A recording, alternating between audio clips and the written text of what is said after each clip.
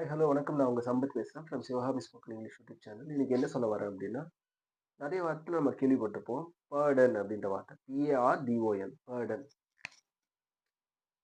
பிஏஆர்டிஓஎன் Burton அப்படின்னா, இது என்னங்க இது பர்டன் அப்படின்னா, ஒண்ணும் இல்ல.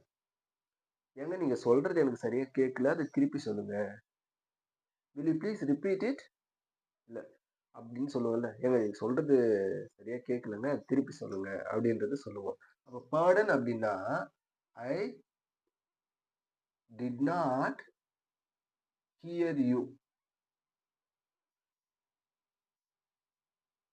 I did not here you அப்படின்னா, நீங்க சொன்னது எனக்கு சரியா கேட்கல.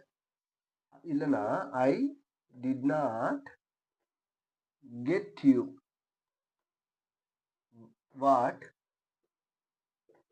You said. ஏங்க நீங்க சொன்னது எனக்கு சரியா கேட்கல. அது திருப்பி சொல்லுங்க அப்படின்ற வார்த்தை தான் பாடல். சரிங்களா? நீங்க சொன்னது எனக்கு சரியா கேட்கல. திருப்பி சொல்லுங்க. இத நம்ம சினிமாவுல கூட பார்த்திருப்போம். சரிங்களா? ஆர்யா கூட ஒரு மூவில சொல்லுவார்ல நயன்தாரா கிட்ட அந்த அந்த பாடல் அப்படின்ற வார்த்தை தான் அது. அப்போ நீங்க சொன்னது எனக்கு சரியா கேட்கல. அத திருப்பி சொல்லுங்க அப்படின்னா, அது சொல்லக்கூடிய வார்த்தை தான் பாடல் அப்படின்னா. அப்படின்னா நீங்க சொன்னது சரியா மத்தவங்களுக்கு கேட்கல. அது திருப்பி சொல்லணும் அப்படின்னு அர்த்தம். பாடல்னா என்ன இங்கிலீஷ்ல?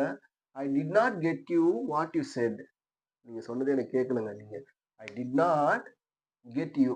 நீங்க சொன்னத அந்த தகவல் எனக்கு பெறவில்லை. நான் பெறவில்லை. நான் எனக்கு வரல. ஸோ அத வந்து திருப்பி சொல்லுங்க. இல்லன்னா I did not get you what you said. நீங்க சொன்னது எனக்கு சரியா கேட்கல. I did not here you.